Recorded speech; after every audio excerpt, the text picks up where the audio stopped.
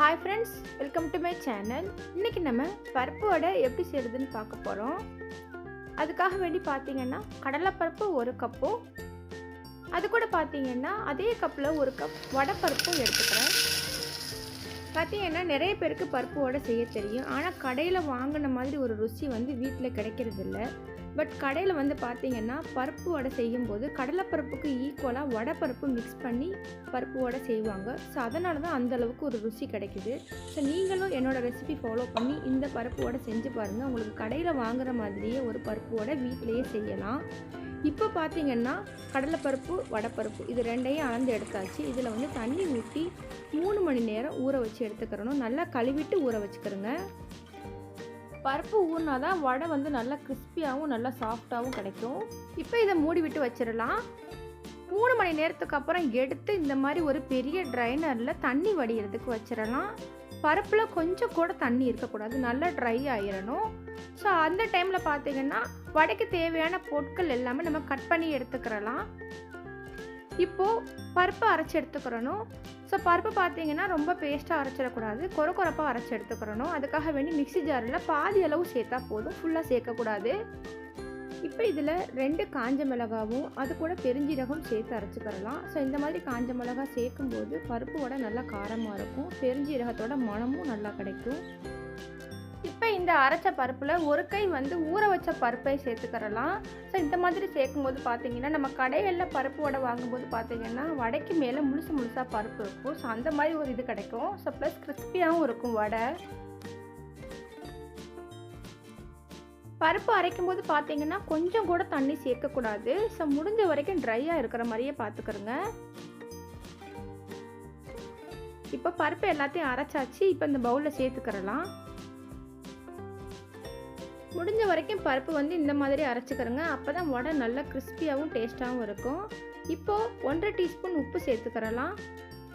இது கூட பார்த்தீங்கன்னா 1/4 டீஸ்பூன் பெருங்காயத்தூள் சேர்த்துக்கிறலாம். ஸோ பருப்பு அப்புறம் பார்த்தீங்கன்னா எண்ணெயிலையும் டீப் ஃப்ரை பண்ணுறதுனால கண்டிப்பாக பெருங்காயத்தூள் சேர்க்கணும். அப்போ தான் நம்ம ஜீரண பிரச்சனை இருக்காது. மல்லி இலை பொடியாக கட் பண்ணி சேர்த்துக்கிறலாம்.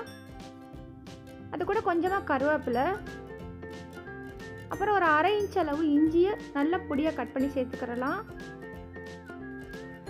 2 பச்சை மிளகா அதையும் இந்த மாதிரி கட் பண்ணி சேர்த்துக்கிறலாம்.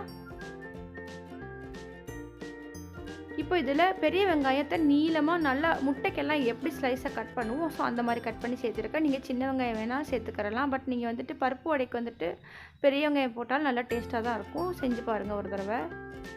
இப்போ இது எல்லாத்தையும் நல்லா மிக்ஸ் பண்ணிக்கிறலாம். ஸோ நல்லா பிசைஞ்சு எடுத்துக்கிறணும். இந்த மாதிரி நீங்கள் வந்துட்டு நல்லா தண்ணி வடியை விட்டு பருப்பு அரைக்கும் போது பார்த்தீங்கன்னா ஸோ மாவு ரொம்ப தண்ணியாக இருக்காமல் நல்லா இந்த மாதிரி ஒரு ஸ்டேஜ் கிடைக்கும். இப்போ பார்த்தீங்கன்னா உங்களுக்கு வடை பெரிய அளவில் வேணும்னா பெரிய உருண்டையாக உருட்டிக்கிறலாம். ஸோ மீடியம் சைஸில் உங்களுக்கு வடை வேணும்னா சின்ன உருண்டைகளாக உருட்டி வச்சுக்கிட்டிங்கன்னா ஸோ எண்ணெய் சூடானதுக்கப்புறம் டக்குன்னு தட்டி போடுறதுக்கு ரொம்ப வசதியாக இருக்கும். நான் எப்படி செய்கிறனோ அப்படி தான் உங்கள்கிட்ட ஷேர் பண்ணிகிட்ருக்கேன். அப்படி இல்லைனா நீங்கள் அப்போவே கூட தட்டி சேர்த்துக்கிறலாம் எண்ணெயில். இந்த மாதிரி பார்த்தீங்கன்னா ஒரு பெரிய லெமன் சைஸில் உருட்டி வச்சுக்கிறோங்க.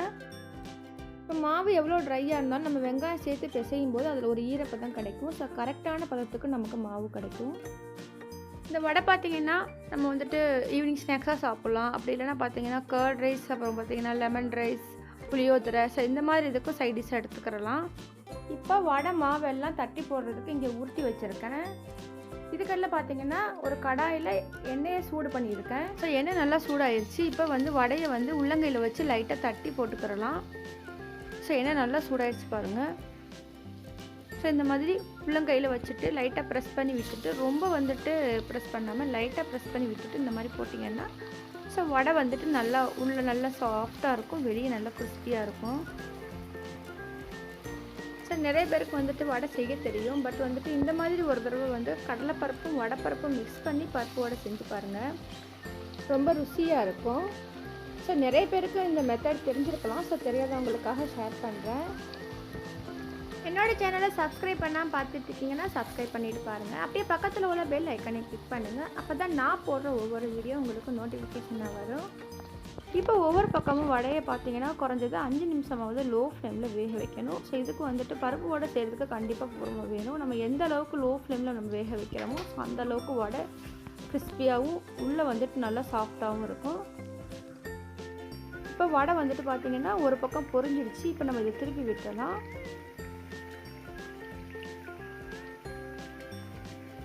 இப்போ பாருங்கள், பருப்பு வடை சூப்பராக நம்மளுக்கு ரெடி ஆயிடுச்சு. நம்ம வந்து முழுசாக பருப்பு போடுறதுனால பார்த்திங்கன்னா மேலே இந்த மாதிரி பார்த்திங்கன்னா அழகாக இருக்குது. நம்ம கடையில் வாங்கும்போது இந்த மாதிரி தான் பருப்பு வடை இருக்கும். ஸோ நம்மளும் வீட்லேயும் இந்த மாதிரி குட்டி குட்டி டிப்ஸை ஃபாலோ பண்ணி நம்ம வீட்லேயும் நல்லா டேஸ்ட்டான வடை செய்யலாம்.